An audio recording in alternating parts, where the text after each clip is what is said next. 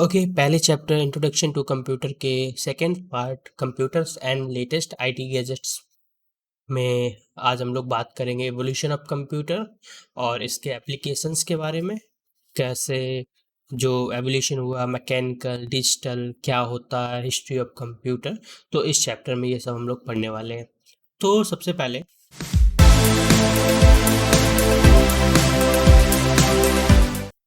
इस टॉपिक का नाम है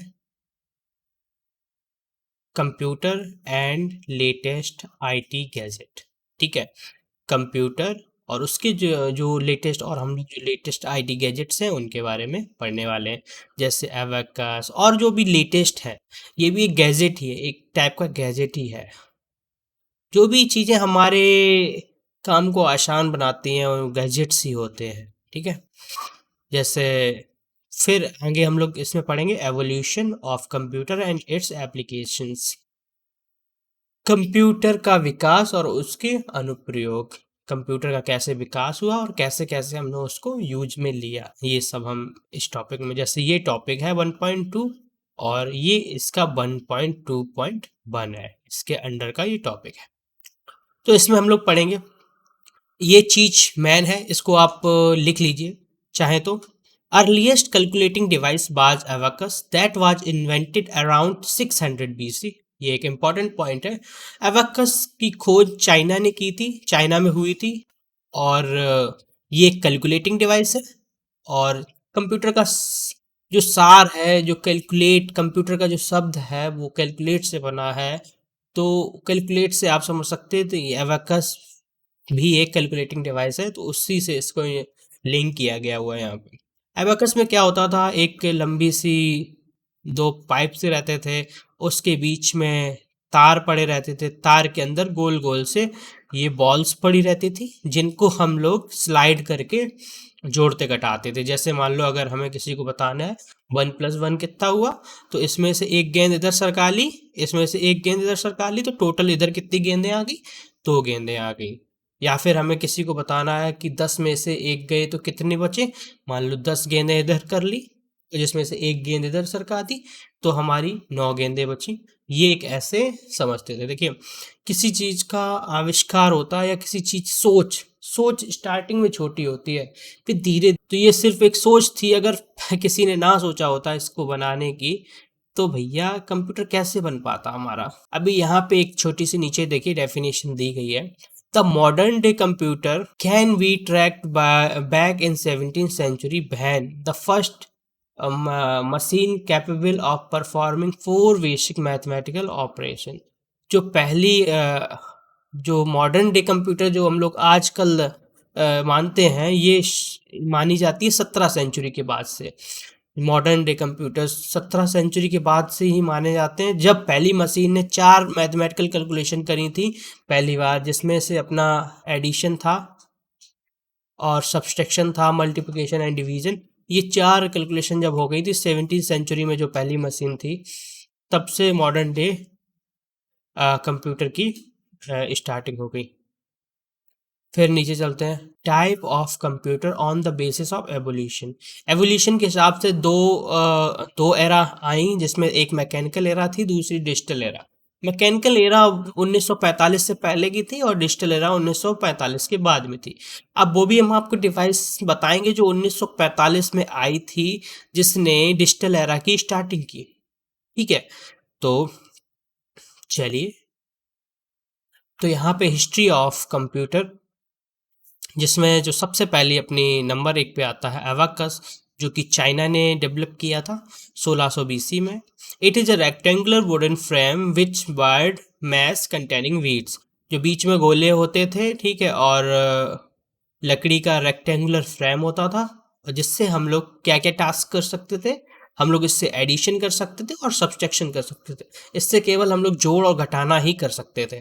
ये पहली थी डिवाइस 1600 BC में। फिर 600 BC में। फिर दूसरे नंबर पे जो डिवाइस आई, इसका नाम था नेपियर्स बोन्स, जो कि जॉन नेपियर, ये चीज़ें आपको लिखनी चाहिए, आप लिखते रहिए। जो कि जॉन नेपियर ने, स्कॉटलैंड के थे, इन्होंने 1617 में इसको बनाया था। तो ये एक मतलब क्या क्या था, इसमें क्या स्ट्रक्चर था। There were 10 rectangular blocks made from animal bones, marked with table 0 to 9. देखिए इसमें क्या था कि ये एक रेक्टेंगुलर ब्लॉक टाइप का था और इसमें एनिमल्स बोन्स से बनाई जाती थी। ये क्वेश्चन पूछा जाता कि ऐसी कौन सी डिवाइस थी जो एनिमल बोन्स से बनी हुई थी, मतलब हड्डियों से बनी हुई थी। अगर बोन्स लिख दिया तो आपको याद आ जाएगा डायरेक्ट नेपियर बोन्स था, बट अगर बोन्स नहीं लिखा, हड्डी वड्डी लिख दिया तो आप लोगों को याद नहीं आएगा, समझ में नहीं आएगा। तो ये चीज़ आपको समझ लेना चाहिए कि जो नेपियर बोन्स थे ये जानवरों की हड्डी से बनाई जाती थी, जिसमें एक टेबल होती थी जिसमें 9 0 से 9 तक होते थे, ठीक है। From animals mark with table from 0 to 9, उसमें गोले गोले से रहते थे। इसमें 1 2 3 4 9 तक टेबल रहती थी। इसका टास्क क्या था, तो इससे क्या कर सकते थे हम लोग, it was used to perform multiplication and division. इससे हम लोग गुणा और भाग करने लग गए थे। ये मैकेनिकल डिवाइसेस थी, इनमें कोई भी चिप विप नहीं यूज होती थी, ठीक है। फिर तीसरे नंबर पे आई जिसका नाम था स्लाइड रूल। स्लाइड रूल बनाई थी विलियम ऑटरेड ने, जर्मनी के रहने वाले थे। 1620 में बनाई थी, मतलब कितने साल का गैप, 3 साल का। और इसमें तो बहुत ज़्यादा गैप है, ठीक है, 3 साल का गैप था। ये बनाया था स्लाइड रूल विलियम ऑटरेड ने, जर्मनी के थे। It has to mark block to perform logarithm calculation. ये थोड़ी एडवांस डिवाइस थी। इसमें 2 ब्लॉक हुआ करते थे जिनसे आप लॉग की कैलकुलेशंस कर सकते थे। इसमें क्या लिखा, it was used to perform a calculation using logarithm. Log से हम लोग इसमें जो लघु गणक गुणनाओं को के लिए किया जाता है, इसमें लॉग्स निकाल सकते थे। फिर यहाँ से स्टार्ट हुआ अपना मैकेनिकल एरा। मैकेनिकल एरा में सबसे पहली जो अपनी डिवाइस थी 1642 में लॉन्च हुई थी, जिसका नाम था पैस्कलेन, जो बनाई थी हमारी विलेज पास्कलेन। विलेज पास्कलेन जो कि फ्रेंच के थे। This is first mechanical adding machine and work on the principle of odometer and clock. Odometer अपनी जो बाइक्स रहती हैं जिसमें हम लोग स्पीड नापते हैं अपनी गाड़ी की, कितनी हमारी गाड़ी चल चुकी है, मतलब क्या किलोमीटर जा चुकी है, उसी प्रिंसिपल पे ये काम करती है। तो ये आजकल भी यूज हो रही है, अभी भी यूज हो रही है। तो it was used to add and subtract number, ठीक है। जैसे कोई नंबर्स है, उसको 4 बार घुमाया तो 4 आ गए, ठीक है। जैसे एक था, 1 + 4 करना है, ठीक है, मान लो रुको, 1 + 4 करना है, ओके। तो पहली बार घुमाया तो उसमें 1 नंबर आया। अब 4 करना, तो मैंने उसे 4 बार घुमाया, 1 2 3 4। तो 4 बार जब घुमाया तो एक बार 1 नंबर तो पहले था, 4 बार घुमाया तो वहां पे 5 आ गया। तो ये इस प्रिंसिपल पे काम करती थी। और ये चीज़ आजकल हम लोग बाइक्स में यूज करते हैं, जो हम लोगों की गाड़ी में लग के आती है, वो ऑडोमीटर जो आगे जो बताता रहता है कितने किलोमीटर आपकी गाड़ी चल चुकी, सेम प्रिंसिपल पे काम करती है ऑडोमीटर। अगर कोई कहे कि ऑडोमीटर के प्रिंसिपल पे कौन सी डिवाइस काम करती थी, तो आप सीधे बता सकते हो पैस्कलाइन थी, जो ऑडोमीटर के प्रिंसिपल पे काम करती। 1642 में लॉन्च हुई थी। ब्लेज पास्कलिन फ्रेंच के रहने वाले थे, इन्होंने इसको बनाया था। फिर आई लेवेंच कैलकुलेटर। लेवेंच कैलकुलेटर थे गॉटफ्रेड विल्हेम लेवेंच, जो कि जर्मनी के रहने वाले थे। 1671 में इन्होंने इसको बनाया था। कितने साल का गैप था ये भी देख लेते हैं। यहाँ पे गैप था लगभग 42 30, लगभग 29 सालों का लगभग अंतर था। 29 सालों में इन्होंने फिर ये बनाया। इट आल्सो कॉल्ड, इसको हम लोग रिकॉनिंग रिकॉनिंग मशीन भी बोलते थे। Reckoning machine, it can perform all of the 4 basic mathematical calculation, जिसमें से अपनी plus minus multiply and division तीनों चीज़ें, ये चारों चीज़ें कर सकती थी। ये ऐड भी कर सकती थी, माइनस भी कर सकती थी, मल्टीप्लाई भी कर सकती थी और डिवीजन भी कर सकती थी। It is used in speedometer of automobiles. ये भी यूज होती है ऑटो में, जो स्पीडोमीटर अपने में आता है जो स्पीड बताता है। तो ये चीज़ें अभी भी यूज हो रही हैं, तब बनी थी और अभी भी यूज हो रही हैं। फिर हमारा चौथे नंबर पे चीज़ है जिसका, तीसरे नंबर पे चीज़ है जिसका नाम है जैक्वार्ड लूम्स। इसका नाम था जैक्वार्ड लूम, जो कि बनाया था जोसेफ मैरी जैक्वार्ड, जो कि फ्रांस की रहने वाली थी। 1801 में बनाई थी। It was first mechanical looms and use to punched card to input bearing pattern. ये पहली मैकेनिकल डिवाइस थी जिसमें पंच कार्ड यूज होते थे। ये थोड़ा इंपॉर्टेंट है, इसको आपको लिखना चाहिए। टू इनपुट बियरिंग पैटर्न्स, इसमें पैटर्न्स दिए जाते थे। पहली मैकेनिकल बुनाई मशीन बोल सकते हैं उसे। और ये आजकल हम लोगों के टेक्सटाइल इंडस्ट्री में यूज होती है, जहाँ पे कपड़े, खादी आदि ये सब बनाए जाते हैं। फिर आई डिफेंस इंजन। ओके, इसको बोलते हैं डिफेंस इंजन। डिफेंस इंजन जो कि चार्ल्स बेबेज ने बनाई थी, जिनको हम लोग बोलते हैं father of computer. But father of computer हम लोग इस चीज की वजह से नहीं बोलते हैं, फादर ऑफ कंप्यूटर हम लोग बोलते हैं इस चीज की वजह से, क्योंकि ये चीज जो बनाई थी इस वजह से हम लोग फादर ऑफ कंप्यूटर इन्हें बोलते हैं। ये तो इन्होंने बनाया, आइडिया मिला, फिर ये बना। तो this machine consist of gears and shift work on stream.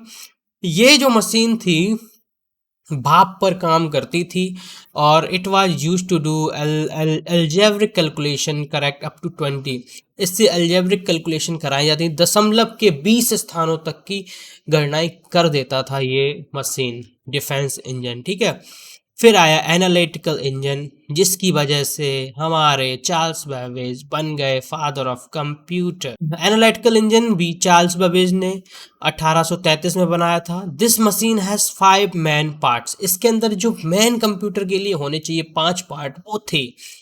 इसमें इनपुट यूनिट थी, इसमें स्टोरेज यूनिट थी, इसमें मिल थी, ठीक है, इसमें कंट्रोल यूनिट थी, इसमें आउटपुट यूनिट थी। It is considered to be the basis of modern computer. इसको हम लोग जो बेसिक ऑफ मॉडर्न कंप्यूटर है इसको मान सकते हैं। ठीक है, बेसिक था, इसमें सब कुछ था जो भी बेसिक चीज होनी चाहिए एक कंप्यूटर में। It could do all mathematical calculation, ये सारी मैथमेटिकल कैलकुलेशन कर सकता था। फिर इसके टेबुलेटिंग मशीन क्या थी? ये बनाई थी हरमन हॉलरेथ, अमेरिका के रहने वाले थे, 1889 में। This machine use to punch card to read data.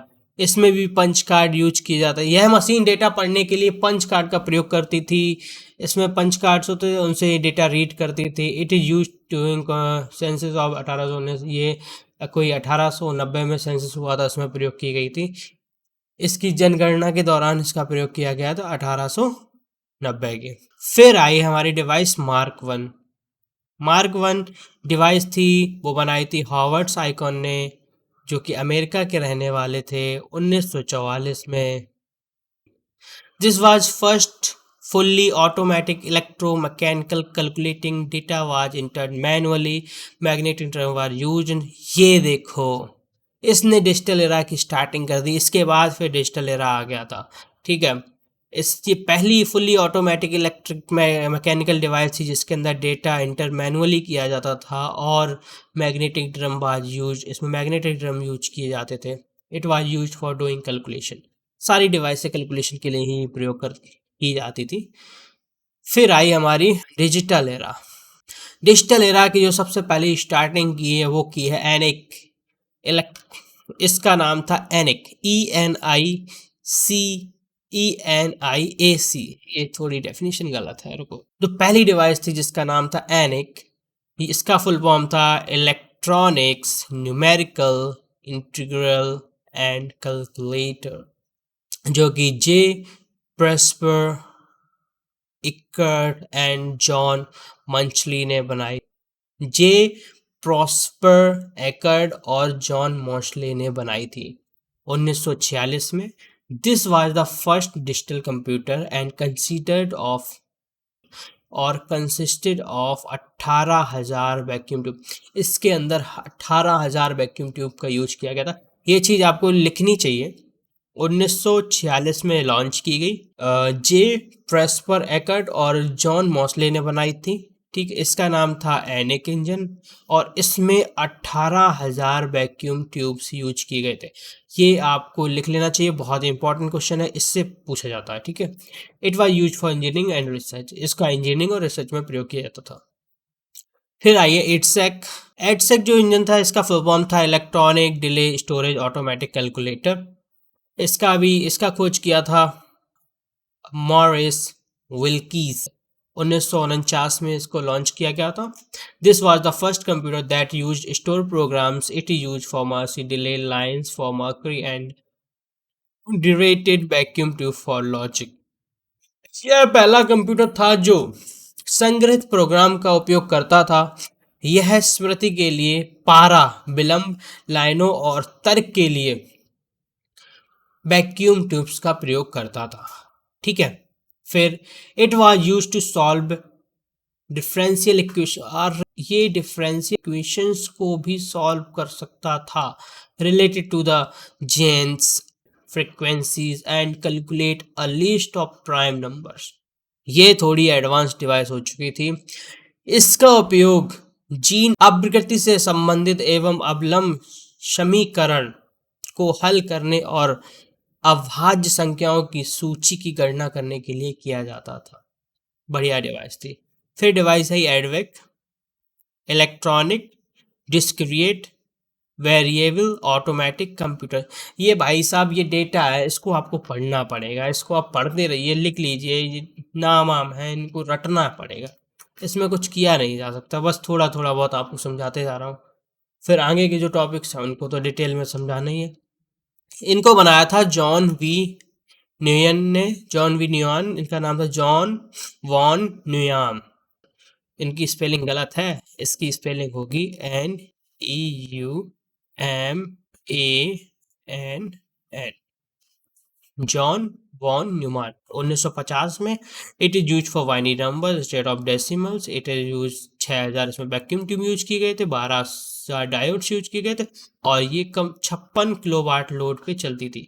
इसका इंपॉर्टेंट पॉइंट यही है, जिस पे मैं लाइन कर दूं वो इंपॉर्टेंट पॉइंट है। इतना याद रखना, इसमें 6000 वैक्यूम ट्यूब, 12000 डायोड और इतने वाट पे ये चलती थी। It is use by the research laboratory. ये कोई रिसर्च लेबोरेटरी थी जिसमें ये प्रयोग की गई थी। फिर नीचे चलते हैं। फिर आ जाता है अपना यूनिवेक। यूनिवेक क्या है? Universal automatic computer. J Presper, Eckert and मफ। ओके मूसली, ये पहले ही वाले लोग आ गए, एहनिक वाले भाई साहब। अब ये पहले वाले लोग आ गए। It was the first general computer. It is complete of manipulates alphabetic numbers date and both. It is use manipulate and etc। ये एक पहली डिवाइस थी जो कॉमर्शियली यूज की गई थी, पहली कॉमर्शियल कंप्यूटर 1951 में, जिसका नाम था यूनिवेक। इसमें जो इंपॉर्टेंट पॉइंट है, यूनिवेक का full form universal automatic computer. किसने किसने बनाया, कब बना, और it is the first general purpose computer. ये पहला जनरल पर्पज कंप्यूटर था। It could manipulate the alphabetic numbers etc magnetic tapes and etc। तो ये पहला एक कंप्यूटर था जो कॉमर्शियल पर्पज के लिए यूज किया गया था। अब आ गए हम लोग जनरेशन ऑफ कंप्यूटर के बारे में। ये आपने एराज के बारे में पढ़ा, कौन कौन सी एरा कब चली, मैकेनिकल और डिजिटल। अभी कंप्यूटर की जनरेशन है वो आप पढ़ने वाले हैं यहाँ पे। जो हमारी मेन जनरेशन जो हम लोग पढ़ते हैं, फर्स्ट सेकेंड और थर्ड और फोर्थ जनरेशन। तो जो हमारी पहली जनरेशन थी, इसमें 4 डिवाइसेस यूज की गई, 4 डिवाइसेस थी। ठीक है, एनिक, एडविक, यूनिविक और IBM 701। ये 4 चीज़ें याद करनी है। 1945 से लेके 1956 तक चली। इसमें जो स्विचिंग टेक्नोलॉजी थी, जो 01 जो हम लोग स्विच यूज होते हैं ना, यही मेन चीज़ होती है कंप्यूटर चलाने के लिए। कंप्यूटर केवल 01 ही समझता है, तो इसमें स्विचिंग टेक्नोलॉजी का ही प्रयोग किया था कंप्यूटर में। ठीक है, आजकल वो IC ट्रांजिस्टर्स कर रहे हैं, छोटे छोटे छोटे छोटे प्रोसेसर्स के अंदर भी ट्रांजिस्टर्स ही होते हैं। तो स्विचिंग टेक्नोलॉजी के लिए हम लोग यूज करते थे वैक्यूम ट्यूब्स। उस टाइम पे वैक्यूम ट्यूब बहुत ज़्यादा बड़े होते थे। फिर काफ़ी लोग कहेंगे कि हम लोग डायरेक्ट स्विच क्यों नहीं कर सकते, ऑन ऑफ वाला, अगर स्विचिंग होता। नहीं, वैक्यूम ट्यूब कुछ अलग तरीके से काम करता है, तो उसके बारे में कभी और डिटेल में पढ़ेंगे, बट बेसिक सा है, ये अपना पढ़ लीजिए वैक्यूम ट्यूब्स। ठीक है। फिर इसमें जो स्टोरेज कैपेसिटी के स्टोरेज के लिए यूज करते थे, वो मैग्नेटिक ड्रम्स का प्रयोग करते थे। ऑपरेटिंग सिस्टम इसमें BOS चलता था, बैच ऑपरेटिंग सिस्टम। और जो लैंग्वेज थी वो मशीन लैंग्वेज थी, 01। और फिर जो करेक्टरिस्टिक्स थे, वेरी लार्ज इन साइज, ये साइज में बहुत ज़्यादा बड़ी थी फर्स्ट जनरेशन के कंप्यूटर। फिर आया हमारा सेकेंड जनरेशन। सेकेंड जनरेशन में हमारे IBM 1620, IBM 7094, CDC 1604, CDC 3600 और योनेविक 1108। सेकेंड जनरेशन में ये 1956 से लेकर 1963 तक चली। इसमें ट्रांजिस्टर, देखिए जनरेशन जब चेंज हुई है तो जो स्विचिंग टेक्नोलॉजी है वो चेंज हुई है। स्विचिंग मतलब कुछ तो अंतर आना चाहिए ना, तभी जनरेशन चेंज होगी ना। First generation vacuum tubes use किए जा रहे थे, सेकेंड जनरेशन में ट्रांजिस्टर। ये भी क्वेश्चन बन सकता है। देखिए फर्स्ट जनरेशन में कौन सी टेक्नोलॉजी प्रयोग की जा रही थी दोस्तों, ऑप्शन दे दिए, वैक्यूम ट्यूब, ट्रांजिस्टर, आईसी या कुछ भी।